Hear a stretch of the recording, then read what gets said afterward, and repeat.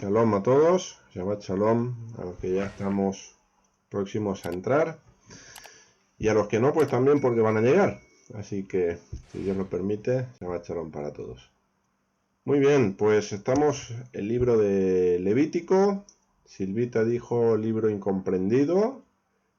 Sí, también estoy de acuerdo con ese comentario, porque hay muchas leyes que vamos a encontrar que de pronto nos van a resultar extrañas, que no vamos a entender el motivo. Básicamente el libro de Levítico es un libro que tiene que ver con la santidad. La santidad desde el punto de vista de la consideración de Dios. No la santidad desde nuestra consideración y desde nuestro punto de vista. Y por lo tanto van a haber cosas que nos choquen, evidentemente. De ahí, entre otras cosas, la incomprensión. Ahora, empezamos por Corbán. ¿Por qué Corbán? Porque en los primeros capítulos del libro de Levítico, no de manera exclusiva, pero sí de manera principal, vamos a tener las Korbanot, llamadas ofrendas o traducidas como ofrendas. Ahora bien, tal y como reflexionaba esta semana justamente en esta palabra, y lo compartía en el grupo de WhatsApp y lo compartía también con el grupo de estudio de los viernes, la palabra Corbán, cuando se traduce por ofrenda, pierde todo el sentido que tiene en hebreo, porque en hebreo la palabra Corbán viene de una raíz de la cual derivan otras palabras, como son, por ejemplo, el verbo acercarse, como es también la referencia a un pariente cercano, como es también, por ejemplo, una palabra que tiene que ver con el interior, y en este capítulo va a aparecer traducido como las entrañas o los intestinos. Bueno, pues esa palabra en hebreo es de la misma familia léxica que ofrenda. Claro, en español ofrenda e intestino no tiene nada que ver, pero en hebreo sí. En hebreo sí. ¿Por qué? Porque en hebreo la ofrenda tiene toda una carga de acercamiento, pero no un acercamiento sin más. Para eso hay otro verbo hebreo, que es el verbo nagash, que es el verbo acercarse, sino que es un acercamiento desde el interior y un acercamiento para la intimidad, un acercamiento para ser cercano. Entonces, este es el componente que tiene la palabra Corbán en hebreo, y es un componente que tenemos que tener en mente cuando estudiamos las ofrendas, no solo en el libro del Levítico, sino en toda la Escritura, y cuando nosotros decimos hacer una ofrenda a Dios.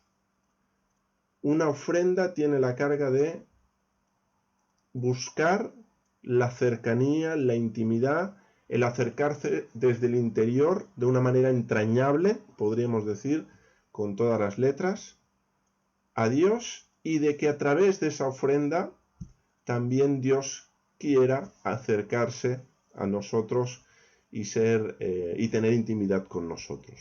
Entonces las ofrendas son un medio de relacionarnos con Dios, básicamente. Así que todo eso, de forma resumida, es lo que tiene que ver con Corbán, con ofrenda en hebreo.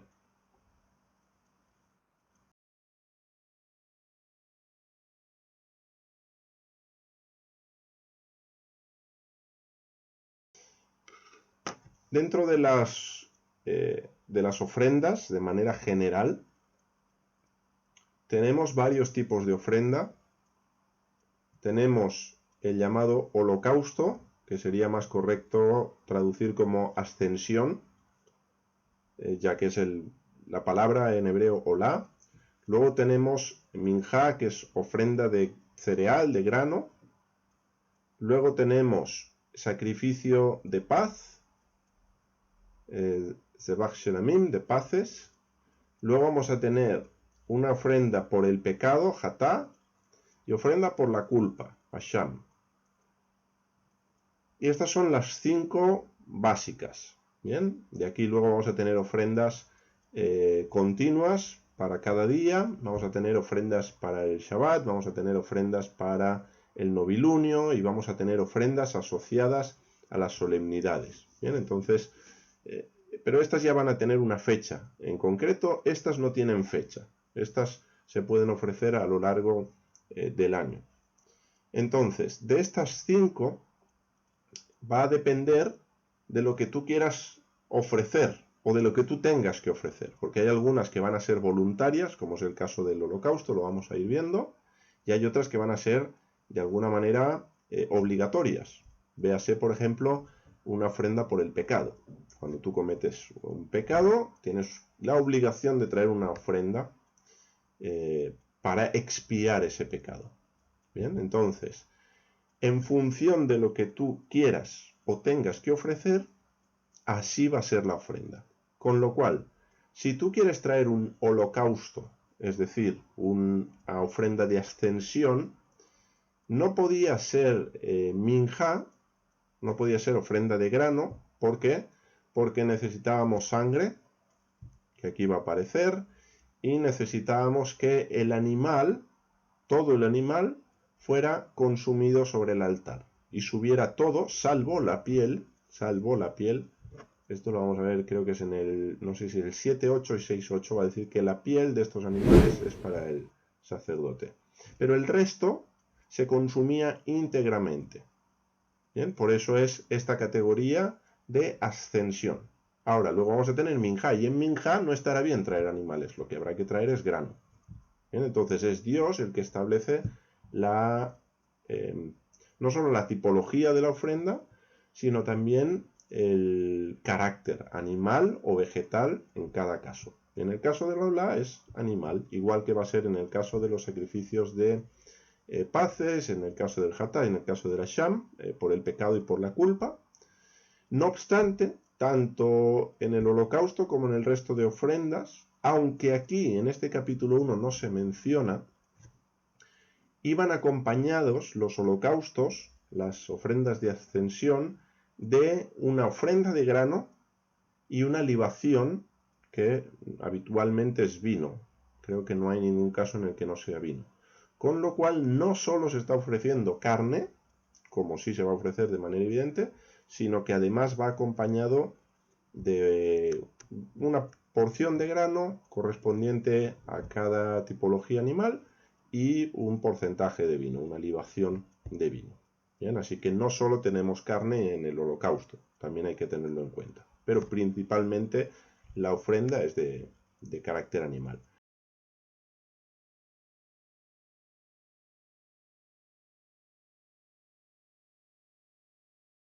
Luego, ¿por qué se menciona primero el becerro? O no el becerro, en este caso no se menciona becerro, se menciona hijo del ganado mayor. Puede ser un buey, puede ser un becerro, puede ser un ternero.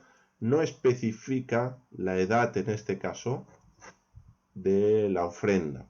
Sí tenía que tener de 8 días en adelante. Menos de 8 días, recién nacido, tenías que esperar 8 días para poderlo ofrecer. Antes no era aceptado como holocausto. Bien, esto también es otra condición que aparecerá, no sé si en Levítico o en Números, porque he leído varios textos en esta semana al respecto, pero sí se especifica que tiene que ser mayor de 8 días. No se especifica edad máxima, aunque sí bien no se podía ofrecer ya viejo o decrépito, porque se consideraría que no estaría en condiciones aptas. Y primero se menciona el ganado mayor porque tiene más valor. El ganado mayor tenía un coste más elevado. El ganado menor tenía un coste inferior.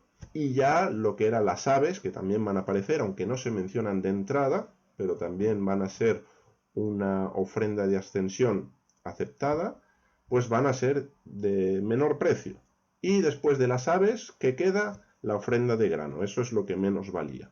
Bien, entonces, en función de la posición social que uno tuviera o del poder adquisitivo que uno tuviera, así tenía que ser la ofrenda. Eso es algo que también irá apareciendo dentro de esta temática.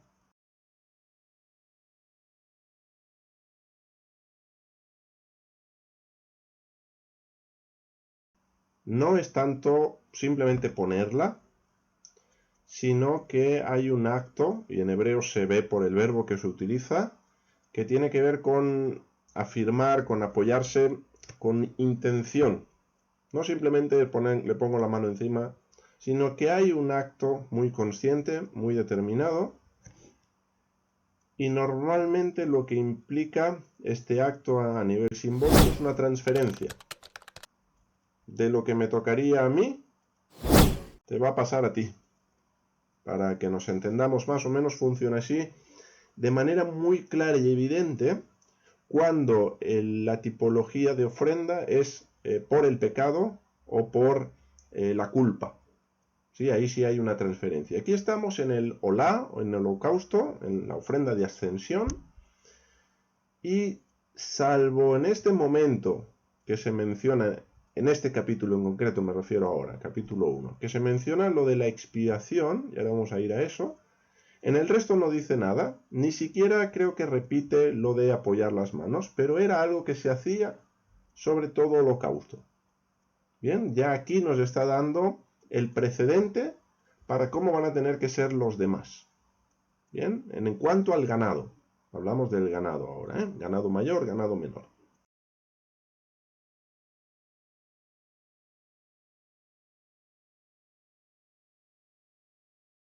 Es cierto que la palabra expiar va asociada a expiar ¿qué? Pues el pecado, expiar la culpa.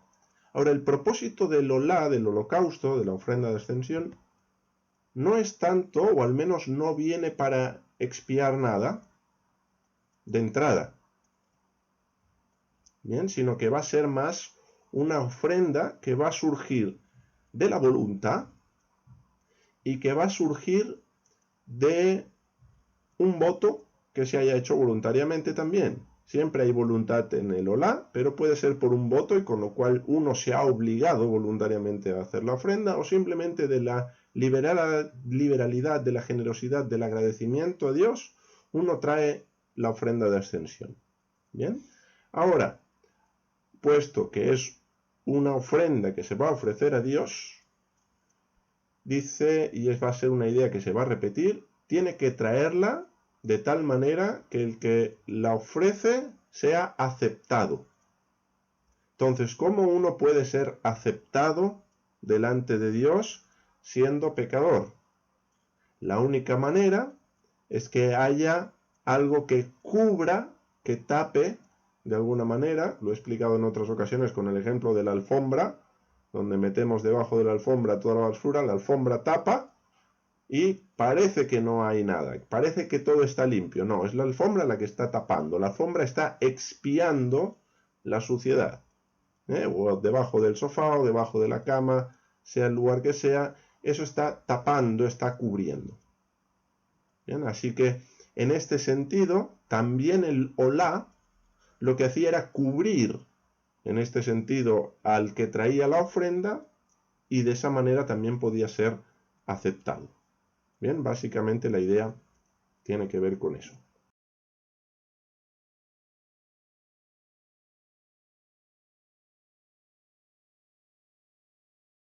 Bueno, la sistemática, no sé por qué intuía que saldría esta palabra hoy. La sistemática de la expiación básicamente funciona teniendo una premisa que es el oferente está arrepentido. El oferente no trae la ofrenda sin más, sino que es consciente de lo que ha hecho, no quiere volver a repetirlo, le duele haber dañado a su prójimo, le duele haber ofendido a Dios, y hay un genuino arrepentimiento. Cuando hay ligereza, es decir, traigo mi becerro o traigo mi chivo o traigo mi carnero porque he pecado y ahí voy, y eso me libra y puedo seguir tan tranquilo. Llega el momento en que la actitud en el pueblo de Israel llegó a ser esta. En la historia de Israel lo vamos a ver en diferentes momentos, en diferentes libros aparecen textos donde Dios dice, mira, no me traigáis ya más holocaustos, no los quiero, ¿no? Incluso va a llegar a decir, ¿en qué momento yo os pedí esto? Bueno, la idea no es que no quiera los holocaustos o que no los haya pedido, que no haya de instrucciones al respecto, sino que como no van acompañados de la actitud, bueno, no sirve de nada traer una ofrenda, un holocausto, o bueno, en este caso, sí, holocausto también valdría, o cualquier tipo de ofrenda, pero especialmente aquellas que tienen que ver con la expiación. ¿Bien? Ahora, esto lo digo en las ofrendas ordenadas por Dios. ¿Por qué? Porque si trazamos o hacemos equivalencias a los ritos que se hacen en otros sistemas religiosos, tendríamos que ver si esos ritos que se hacen en los otros sistemas religiosos han sido ordenados por Dios o no. Porque si no han sido ordenados por Dios, ni siquiera eso tendría valor alguno, aunque pueda ser muy sincero. Solo que está sinceramente equivocado. Entonces, fíjate que aquí estamos en una tipología de ofrendas que es voluntaria.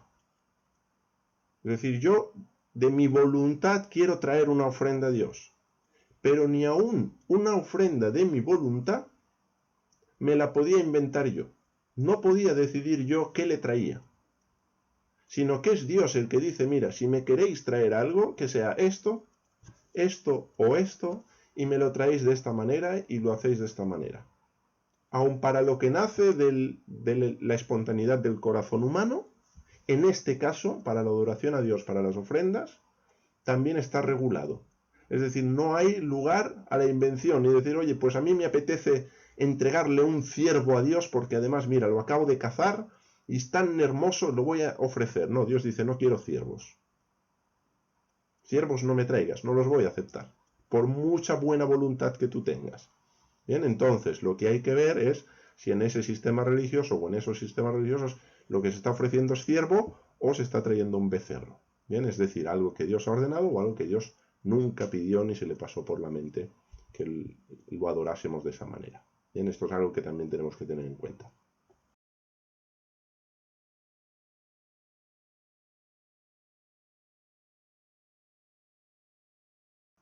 Esta es una de las cosas que puede llegar a resultar compleja de Levítico, y es todos los pasos que hay en las diferentes ceremonias, en los diferentes rituales. ¿Qué recomiendo para la persona que quiera estudiar esto de manera personal? Es que vaya tomando nota de los pasos. En una hoja aparte, vaya escribiendo. Paso número 1, degollar. ¿Quién lo hace? Y vea. Paso número 2, desollar. ¿Quién lo hace? ¿Por qué se desuella el animal? Paso número 3, derramar la sangre. Ah, no, espera, pero si ha degollado tiene que derramar la sangre. Entonces corregimos, ¿vale? Y eso en una hoja se va anotando, porque ayuda a ordenar la información que a veces en la Biblia parece que está desordenada.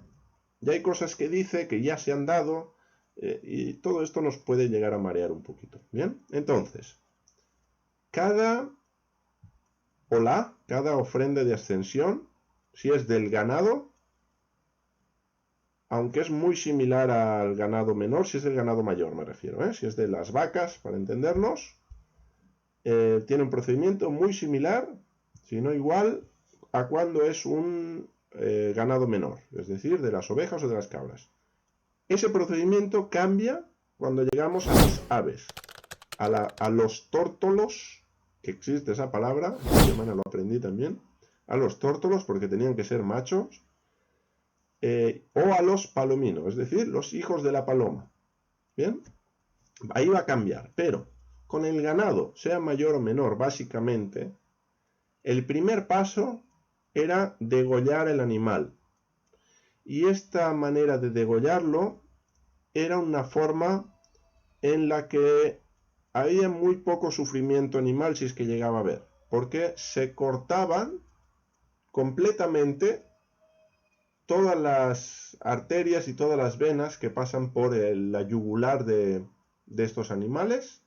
Incluso llegaban a cortar el sistema nervioso, de tal manera que el sufrimiento, creo que son 7 segundos, he leído, en el caso al menos del ganado menor, en el mayor algo más, pero... Entonces primero se degollaba el animal. ¿Quién lo hacía? Lo podía hacer también el oferente. Así está también plasmado en el texto. El que traía la ofrenda degollaba. Ahora, ¿quién recogía la sangre? Ya no lo hacía el oferente. Eso sí lo tenían que hacer los sacerdotes hijos de Aarón.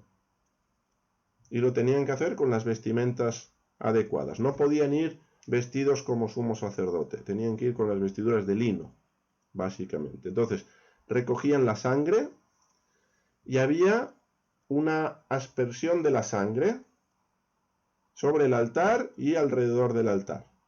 El lugar de degollar el animal también es importante, porque se degollaba en el lado norte. Eso también lo va a decir. Y todo holocausto se degollaba en el lado norte. Bien, entrando para que nos imaginemos, entrando al Mishkan, entrando al tabernáculo, a la habitación de Dios, a mano derecha. Al lado derecho del altar sería el norte. ¿Vale?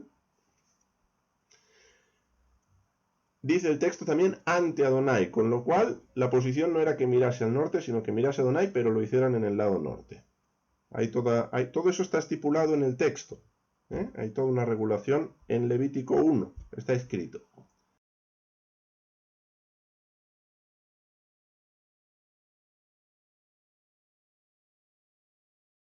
Hay una persona que trae la ofrenda, ¿y la trae a dónde? La trae al Mishkan, a la tienda de reunión, y el sacerdote recibe la ofrenda.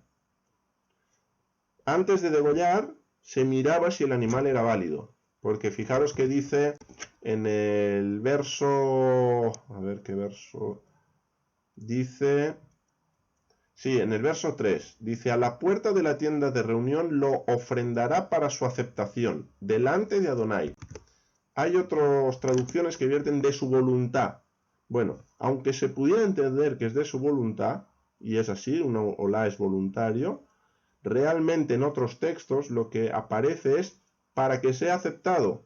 Es decir, si tú me traes un animal, que es un becerro, vale, está bien, pero es cojo, ciego, tiene la pata rota, testículos magullados, hay toda una serie de indicios que descartarían ese animal. Por lo tanto, va a ser examinado para ser aceptado. Tanto él como el oferente que trae la ofrenda, que trae el olá. ¿Bien? Se degüella. ¿Quién lo degüella? El oferente. ¿Quién recoge la sangre? Todo esto lo tenemos en el texto. Pues dice que los hijos de Aarón son los que rocían la sangre sobre el altar alrededor, y se especifica que es el altar que está a la puerta de la tienda. Por lo tanto, hablamos del altar del holocausto, el altar de la ascensión. El sacerdote era el que le quitaba la piel, después de haber sido degollado. Quitaba la piel porque la piel no iba a ser quemada, iba a pertenecer al sacerdote. Luego dice que lo iba a despiezar en sus piezas, es decir, lo cortaba en partes. Por un lado teníamos la cabeza y la grasa, se especifica toda la grasa interior del animal, más luego lo que era, aparte de la cabeza y la grasa, todo lo que sería el cuerpo, las piernas del animal, eran partidos en diferentes partes, en diferentes secciones. Las piernas y toda la parte trasera se lavaba bien con agua, porque es la zona de los intestinos, de los excrementos. Entonces eso tenía que estar bien limpio. Y luego, todo eso se hacía arder. ¿De qué manera? Dice que los hijos de Aarón, los sacerdotes hijos de Aarón, ponían fuego, aunque ya había fuego, porque recordemos que Dios hizo descender fuego, y era un fuego que se tenía que mantener encendido con el holocausto continuo. Dice que los hijos de Aarón tenían que poner fuego, acomodar las maderas y luego sobre esas maderas se acomodaban las piezas del holocausto, específicamente se menciona la cabeza y la grasa sobre esas maderas que estaban sobre el fuego, que estaba sobre el altar. Por lo tanto, tenemos como diferentes capas: altar, maderas, fuego y todo el holocausto dispuesto de manera ordenada sin que sobresaliera nada. Por eso había que partirlo, porque el altar tiene unas dimensiones. Entonces no podían ni salir las maderas, ni salir las piezas del animal, todo tenía que estar bien colocado. Y todo eso se consumía entero. Hasta el día siguiente se dejaba consumir. Luego esas cenizas eran retiradas y llevadas al lugar de la ceniza fuera del campamento, que estaba en dirección al oriente. Bien, básicamente este es el proceso. Con el ave es un poquito diferente, porque se hacía con el dedo, se le partía la cabeza, se estrujaba la sangre. Había un proceso de salado también, se salaba, esa carne se salaba, no se ponía sin más. ¿Vale? Hay como muchos puntos en todo el ritual. Era largo, ¿eh? Era larguito traer un holocausto.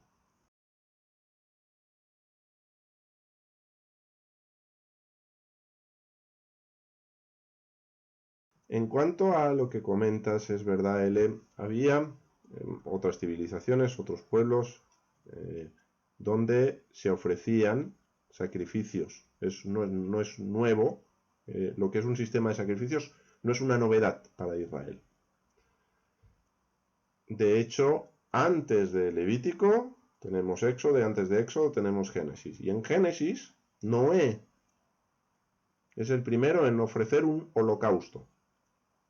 Noé.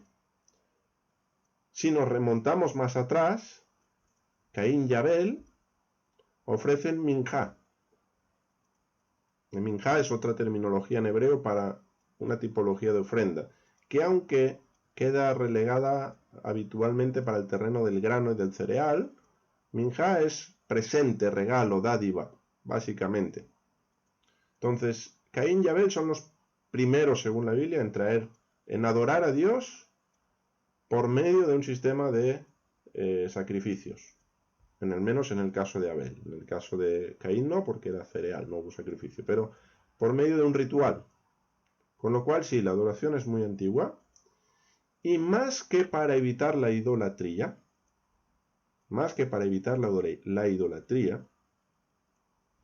era para seguramente preservar de ciertas prácticas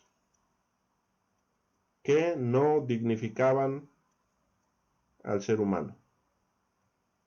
Como por ejemplo, ritos de fertilidad.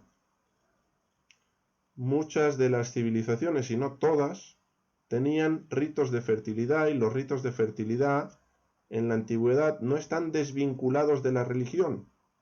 Es decir, mientras se adoraba a los dioses de turno según el pueblo, se tenían relaciones sexuales para satisfacer a esos dioses.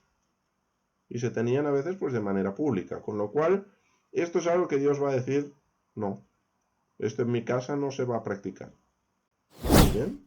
Entonces, sí, en un sentido, muchas de las cosas que vamos a tener aquí, fíjate, Él no va a decir, me podéis sacrificar personas, Él no va a decir, me podéis sacrificar cualquier animal, no me vale cualquier animal, tienen que ser estos. Fíjate que son, dentro de los puros, son animales de los domésticos. Entonces, eso va a tener unas implicaciones también para el oferente, a nivel práctico. Van a tener un coste, ¿sí? Van a tener también una ausencia de riesgo, no tienen que cazar la ofrenda, ya la tienen. Y son animales que ante el degüello, pues pueden ser más o menos pacíficos, por ejemplo. Entonces hay muchos elementos que hay que tener en cuenta, pero sí, muchas de las cosas son para separarse, vamos a decirlo así, creo que es la mejor palabra, para separarse de los otros pueblos. Separarse, que es santificarse. Y Dios está santificando a un pueblo. Y también lo está santificando a través de la manera que Él les está pidiendo ser adorado. También vamos a tener muchos ritos de las otras civilizaciones que tienen que ver con el inframundo, el tema de los muertos. Y en el tabernáculo, en el Mishkan, luego el templo, todo aquello que tiene que ver con la muerte no va a tener cabida. Con lo cual sí, se está estableciendo, en ese sentido, sí se está estableciendo algo completamente distinto a lo que estaban haciendo las otras civilizaciones, los otros pueblos. En este sentido, Dios santifica a su pueblo. ¿Bien?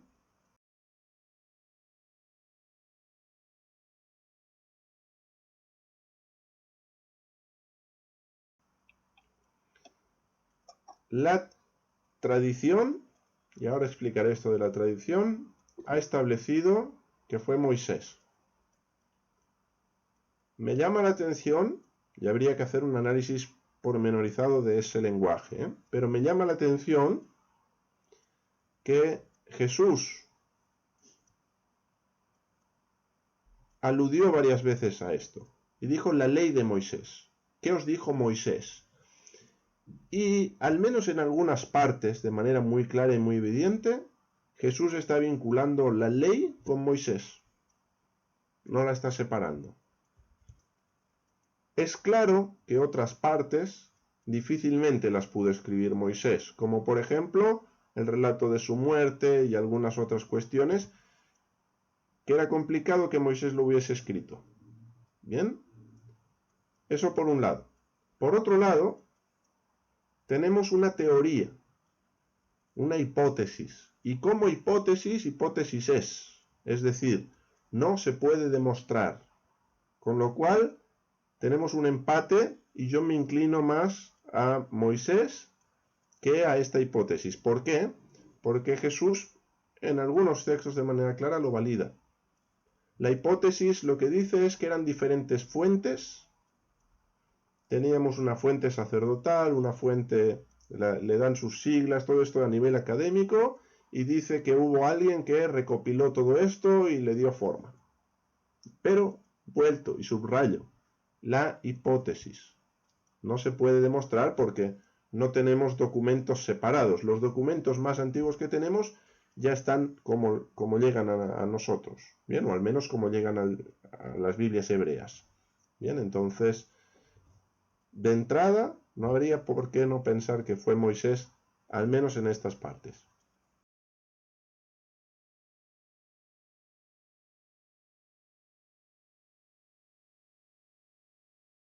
El holocausto tiene sí esa finalidad de ascender. Literalmente sería una olá, una ascensión. Si alguien quiere traer una ascensión, y este sería, creo, el mejor término.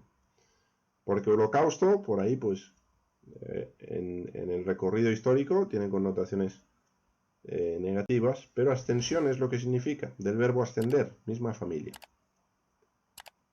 Entonces, en la mentalidad hebrea,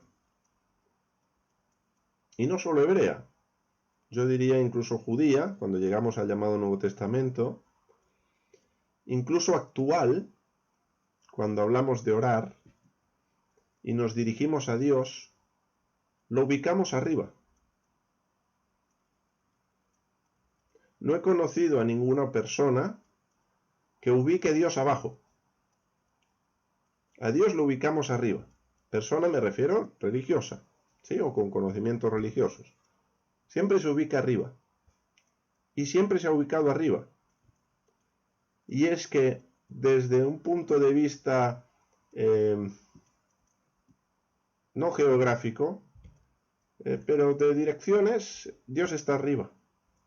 Si viéramos un mapa de cómo se entendía el cosmos en el antiguo Próximo Oriente, veríamos que desde la perspectiva hebrea había tres cielos. Estaban los cielos, que era lo que entenderíamos nosotros como esa atmósfera, lo que nos separa de el universo. Luego estaban los cielos de los cielos, que esto ya nos extendemos hasta donde queramos llegar, Vía Láctea, más allá, el universo, y Dios está sobre los cielos de los cielos. Bien, hay textos que así nos lo dicen. Con lo cual, creo que es evidente que de manera literal el humo no subía hasta los cielos de los cielos, porque se desvanece antes. Pero subía, llegaba en dirección a Dios. Y esa era la idea, que ascendiera. ¿Bien? Y que Dios, al ascender, de alguna manera, claro, llega a perderse de la vista, llega a desvanecerse, pero para mí ha subido. En ningún momento lo he visto bajar de vuelta. Con lo cual, ahí le llegó. Y sobre todo cuando el israelita o el hebreo, o no el israelita, el extranjero que vivía en Israel pero que hacía un holocausto, ¿cuándo podía entender que esa ofrenda había sido aceptada? Cuando recibía las bendiciones de Dios en su vida. Básicamente, porque en el momento no había nada milagroso. Entonces, ha sido aceptada la ofrenda porque, pues porque hay abundancia en el ganado, porque la cosecha ha ido bien, porque, en fin, por todas esas cuestiones que Dios dice, yo te voy a bendecir. Con lo cual, Dios está sobre los cielos de los cielos.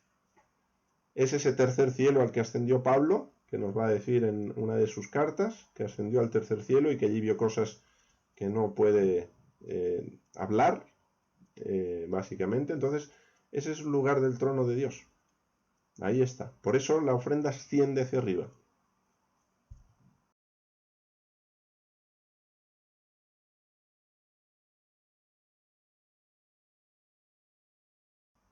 Tenían que ser macho en este caso. En este caso, sí Dios pide macho. En, por ejemplo, las ofrendas de sacrificio de paz, podían ser macho o hembra. Ahí Dios dice, elige. Aquí Dios no dice elige, aquí Dios dice macho. Cuando pensamos en los machos,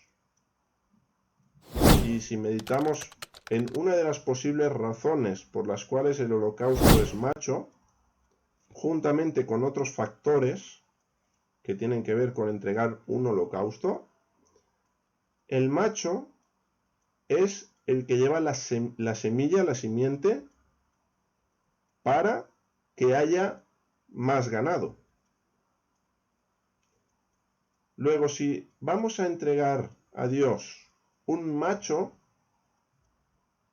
y además va a ser consumido completamente, también estamos entregando ese potencial que tiene ese macho. Con lo cual, juntamente con lo que implica el coste que tiene entregar un animal del ganado mayor que servía para arar, por ejemplo, me estaba quedando sin maquinaria para el campo, con lo que implica la lana de una oveja o la piel de una cabra, que no la iba a perder si yo entregaba ese holocausto, hay toda una serie de puntos que además el hecho de que sea macho, la conclusión que saco es que al oferente le llevaba a confiar y a depender y a reconocer por completo de quién venía todo aquello que él tenía.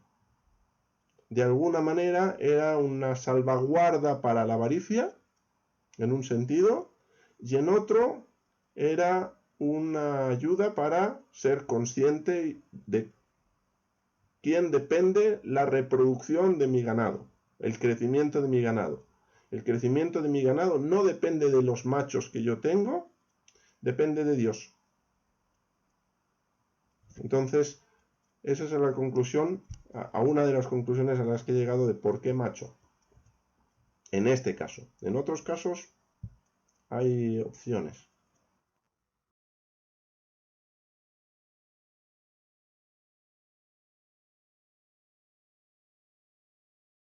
Sí, las mujeres también tenían que ofrecer sacrificios.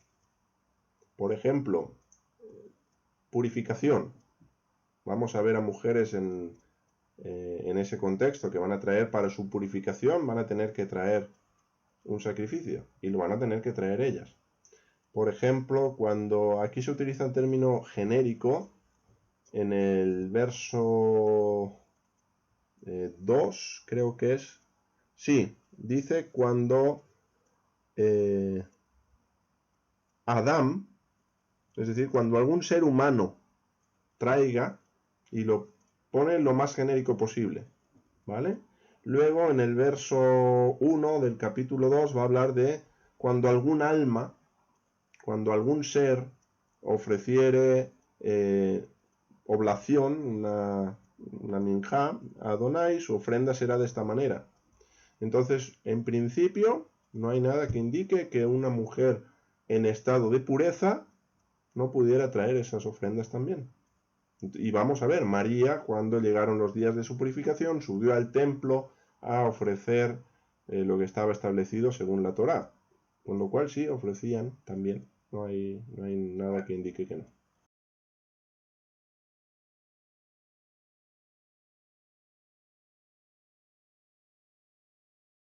He caído en cuenta de un detalle mientras tú planteabas la pregunta. Y creo que ahí puede estar uno de los kits, una de las claves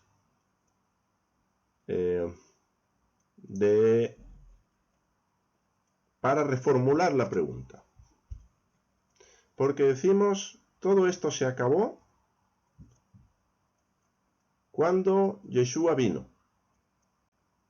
Más o menos esa es la idea. Algo así dijiste además cuando estabas haciendo el planteamiento. Y es algo así que nos encontramos y nos dicen. Y acabo de caer en cuenta de que eso hay que replantearlo. Porque los sacrificios, los votos, el voto del nazareato, por ejemplo,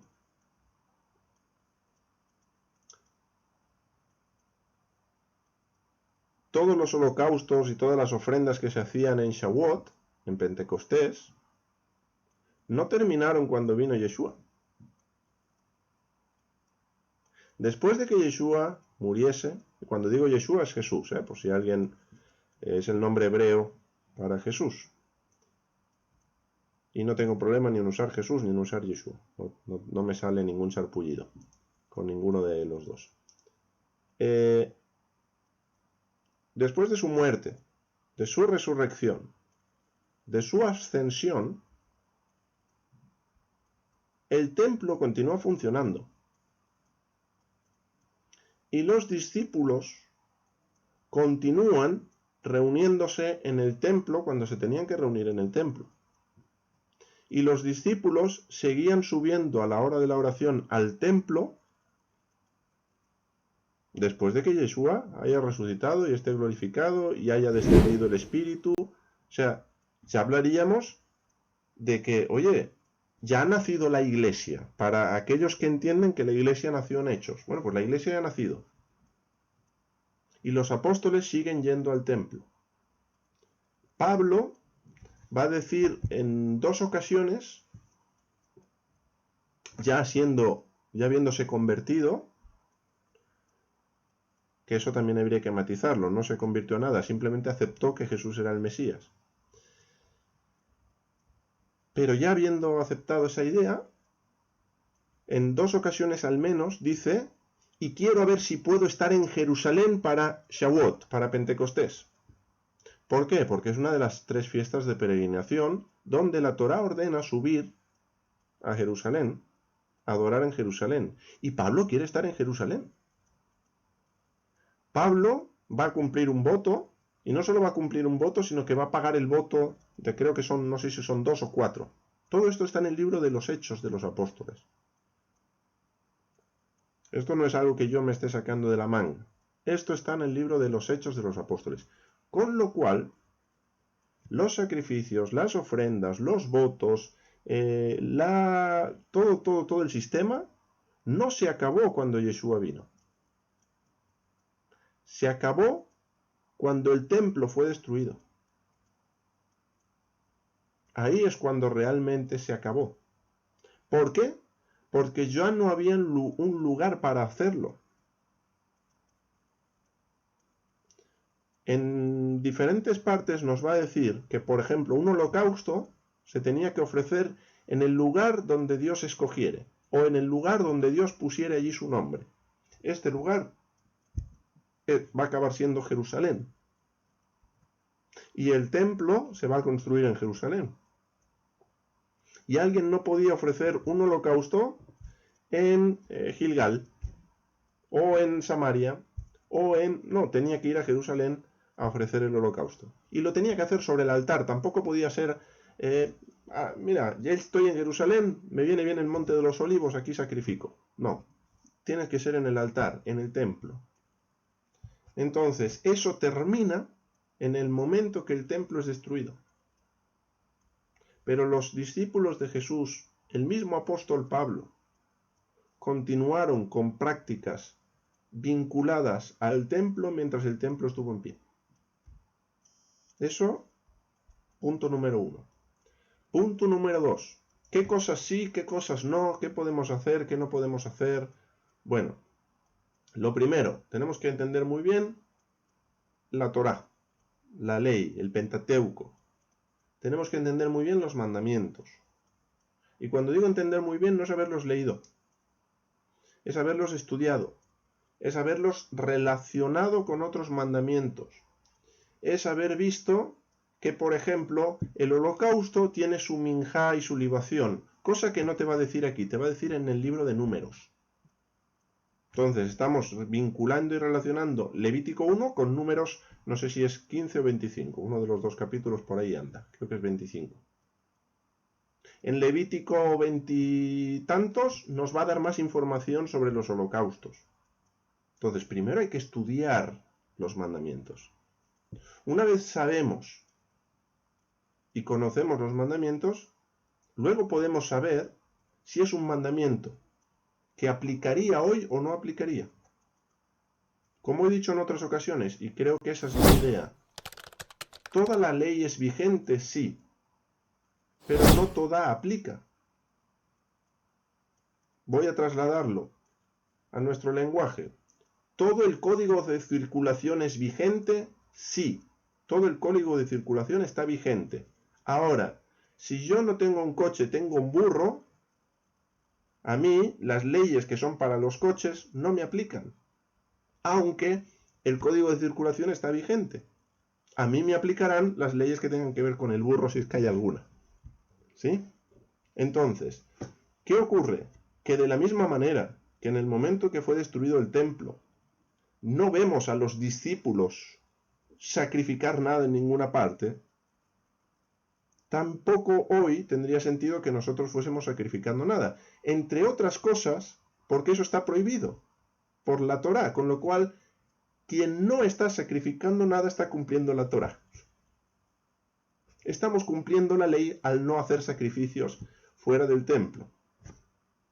Con lo cual aquellos que dicen, no, yo la Torá no, bueno, ¿estás sacrificando algo? No, estás cumpliendo la Torá. ¿Por qué lo dice? Bien, entonces, cuestiones que tengan que ver de manera muy concreta con la tierra de Israel, una tierra de la cual se coge un grano. Bueno, pues si no somos agricultores, si no tenemos tierra, ni siquiera fuera de Israel, si somos otros oficios, ¿cómo vamos a hacer lo que tiene que ver con una cosecha que no tenemos? Entonces, casi que algunas cuestiones son de sentido común. Son de sentido común. Ahora bien, otras no se guardan, a veces porque no se ha llegado a entender que hay que guardarlas, como por ejemplo ciertas cuestiones que tienen que ver con las solemnidades, que aunque no vamos a hacerlas según lo escrito, pero sí hay partes que Dios te dice que las puedes seguir haciendo, y es bíblico y es un mandamiento seguir haciéndolo, como por ejemplo quitar la levadura de tu casa durante los días de panes sin levadura. Porque eso se puede seguir haciendo, no hay problema. Es más, te va a decir donde quiera que habitéis. Bien, con lo cual está haciendo algo más extensivo. Y otros mandamientos. Ya vamos a ver, Levítico tiene muchos. Ya vamos a ver algunos de ellos. Que siguen practicando. Y a veces, porque están aceptados socialmente, no los vemos como que la Torá dice que no, o que sí. Pero es que ya estamos guardando Torá. Alguien que no mantenga relaciones sexuales con un animal, está guardando la Torá. Y eso viene en Levítico. Alguien que no está manteniendo relaciones con su padre o su madre, está guardando la Torá. Eso también viene en Levítico. Bien, entonces hay muchas leyes, muchos mandamientos. Con lo cual, lo que sí y que no, pues lo iremos viendo, iremos dándole sentido. Ahora, en la llamada carta a los hebreos, esta es la tercera cosa que quería decir con respecto a tu pregunta, y con eso termino. En la llamada carta a los hebreos, sí se nos va a hacer mención de manera específica a Yom Kippur, o Yom Kippurim, el día de las expiaciones, y se va a mencionar también la vaca roja, las cenizas de la vaca roja, si mal no recuerdo. Entonces, el hecho de que Jesús o Yeshua muriese en la cruz, ¿cambió algo? Sí, claro. Claro, él estaba estableciendo el nuevo pacto. Esa muerte y esa resurrección eran el medio por el cual Dios estaba estableciendo el nuevo pacto con su pueblo, o el pacto renovado, como algunos le llaman. En hebreo es la misma palabra, nuevo que renovado. Entonces, eso sí tiene lugar y eso no estaba antes. Ahora sí tenemos el Espíritu de Dios. Como ese sello, como esas arras de la herencia. Ahora sí tenemos esa capacitación para obedecer la Torá. Ahora sí se está, ahora me refiero, desde que Jesús murió hasta nuestros días, en todo este tiempo, lo que Dios ha ido haciendo, que es ir estableciendo el nuevo pacto, ir llenando el vaso de ese nuevo pacto. Bien, entonces, sí, han cambiado cosas, claro, sin duda. Pero distinto es si tengo que obedecer esto o no tengo que obedecerlo.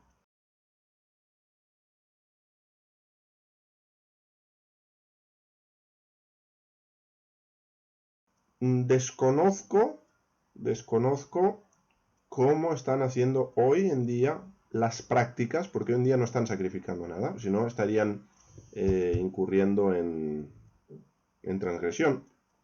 Lo que sí se hacen son prácticas y experimentos en plataformas que no son el altar, para ver pues ciertas cuestiones de temperatura, ciertas cuestiones técnicas, pensar que desde que cesó todo esto en el año 70, estamos en el año 2024, bueno, un poco antes recuperó el Instituto del Templo todo esto, pero han pasado 2000 años, en resumen. Han pasado casi 2000 años. Con lo cual, no sé qué prácticas hacen hoy. Ahora, es cierto que, por ejemplo, en la Mishnah, siglo II después de Cristo, cuando se pone por escrito toda la que era la tradición oral de tiempos de Jesús y posterior, se desarrolla en uno de los tratados todo el tema de las ofrendas, y sí hay mucha legislación que no está en la Torá. Ahora bien, volveríamos al punto que en otras ocasiones he comentado.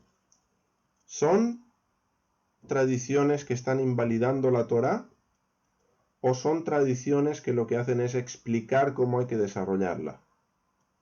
Y hasta donde he visto, y he visto poco, habría cada uno, en este caso cada uno es responsable de asegurarse y de verlo por sí mismo, pero de lo que he visto en cuanto al holocausto, básicamente lo que hacen es resolver cuestiones prácticas en el desarrollo de la ofrenda, situaciones que la Biblia no regula. Por ejemplo, ¿qué pasa si tenemos muchas ofrendas, estamos faenando con una ofrenda y hay partes de otra ofrenda que se confunden con esta. Y esta ofrenda era para el pecado y esta ofrenda es un holocausto. ¿Qué hacemos? ¿Se puede ofrecer como holocausto? ¿No se puede ofrecer? ¿Es válido? ¿No es válido? Con las aves. Con las aves pasa algo muy curioso. Y es que fíjate que dice, en el caso del ganado, mayor y menor, dice tiene que ser un macho perfecto.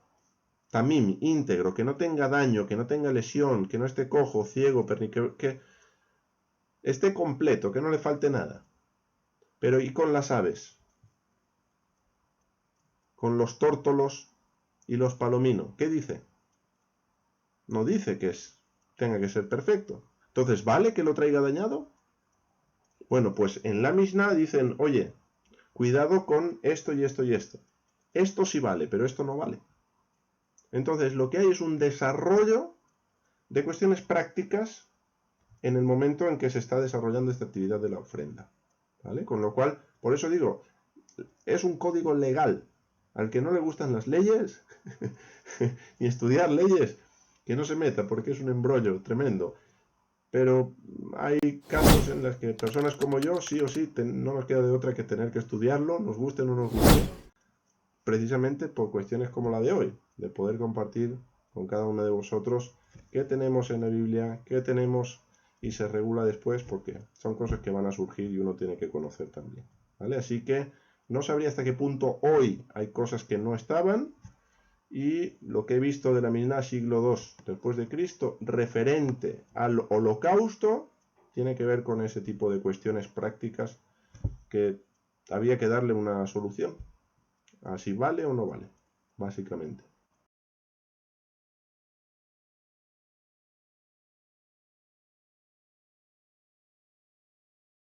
El caso de las aves, igual que en el resto, sí es cierto que, por ejemplo, en el caso del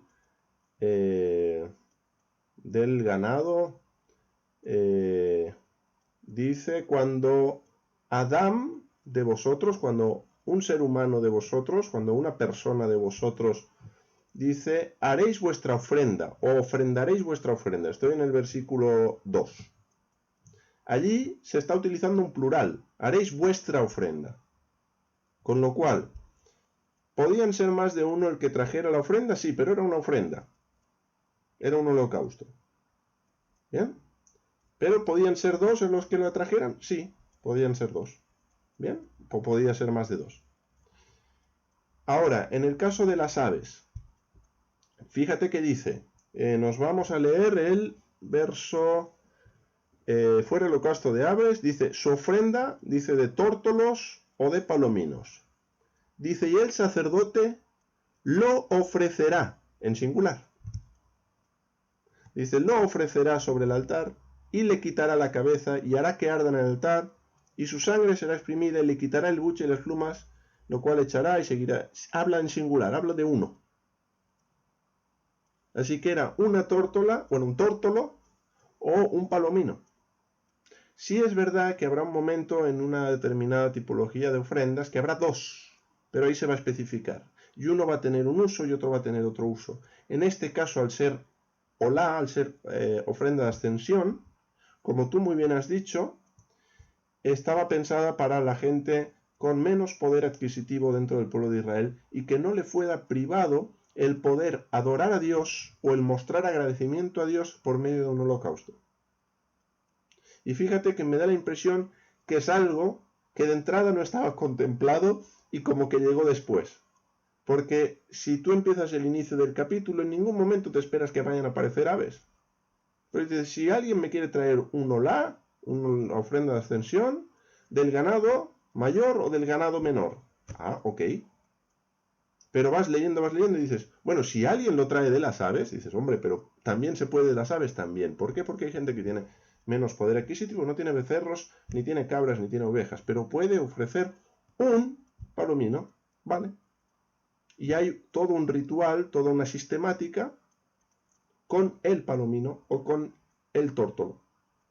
Me gusta la palabra tórtolo que aprendí esta semana. Me parece graciosa, pero es que existe el masculino de tórtola.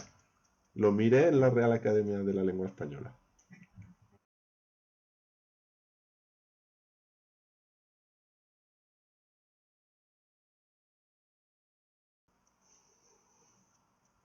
Y mi respuesta es depende. Depende de varios factores.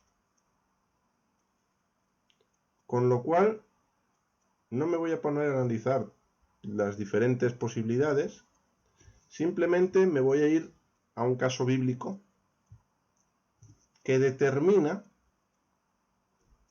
o que nos da una pauta para luego discriminar lo demás. ¿Bien? Antes quiero matizar que el diezmo siempre era comida. El diezmo en la Biblia, el diezmo que Dios pide, siempre fue comida.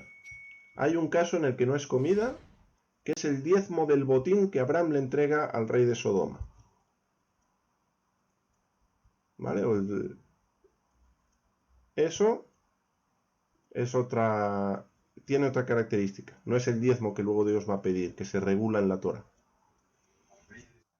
El rey de... Sí, eso. He dicho el rey de Sodoma. El rey de Sodoma le entrega todos los bienes y el 90% del botín, y el diezmo se lo da a Malquitzedek, que es efectivamente el diezmo del botín, que además lo va a decir tal cual así en la llamada carta a los hebreos. Gracias, Marcos. Me había confundido. Eso tiene otro tratamiento, ¿vale? El diezmo que Dios pide es comida. El alfolí no es una cajita para echar dinero. El alfolí era un almacén para guardar comida. Un granero, básicamente. Dejando esto a un lado, hablamos de ofrenda. Hay una ofrenda que aparece en la Biblia, que aparece en el llamado Nuevo Testamento, que es una ofrenda que Pablo va a recoger de diferentes comunidades de la dispersión, de la diáspora, con un propósito: ayudar a los pobres de Jerusalén. Y esa ofrenda es de carácter monetario. Es dinero para llevarlo a Jerusalén, y en Jerusalén con ese dinero probablemente se compraría comida o se compraría lo que hiciera falta para ayudar a los necesitados en ese momento. ¿Bien? Eso nos da la pauta. Eso nos da una directriz. Todo lo demás, salvo casos que de pronto podamos considerar y decir, oye, pues mira, tiene sentido, no está mal. Todo lo demás que no sea recoger dinero para ayudar a personas, creo que no podemos llamarlo ofrenda. Creo que podemos llamarlo cuota. Creo que podemos llamarlo donativo, voluntario, para ayudar a gastos de un local o de un personal que lleve a cabo diferentes funciones. Pero lo que sería ofrenda, ya iremos entrando con las ofrendas, es increíble, porque hasta aquí la ofrenda es un animal, sigue siendo comida. Lo que pasa es que es evidente, va a haber una evolución, vamos a llegar a una época en la que ya va a haber unas necesidades de carácter económico, que va a hacer falta dinero para solventarlas. Entonces a eso en la Biblia también se le llama ofrenda, pero tiene un sentido muy práctico, muy de generosidad, muy de ayudar, muy solidario, sería esa la palabra, algo que también está en la Torá. Pablo no se lo saca de la manga, ¿eh? Eso también está en la Torá. Y creo que también aparece en Levítico. Ahí hay ofrenda. Fíjate que en el holocausto, el olá, una de las cosas que podemos contemplar es desde el punto de vista del oferente. Yo como oferente que traigo un becerro, que traigo una cabra, o que traigo una oveja, o que traigo un palomino, ¿qué me supone traer eso? Ahora, otra manera de verlo es desde el punto de vista del sacerdote. Imaginemos que alguien aquí es sacerdote y le traen un palomino. ¿Qué beneficio va a sacar del palomino? Ni la piel.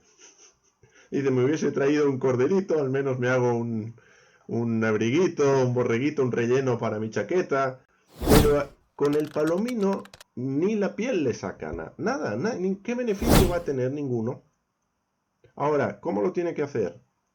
Lo tiene que hacer siguiendo los mismos pasos que Dios le ha dicho, con la misma fidelidad a Dios. ¿Y por qué? Por amor también al que trae la ofrenda.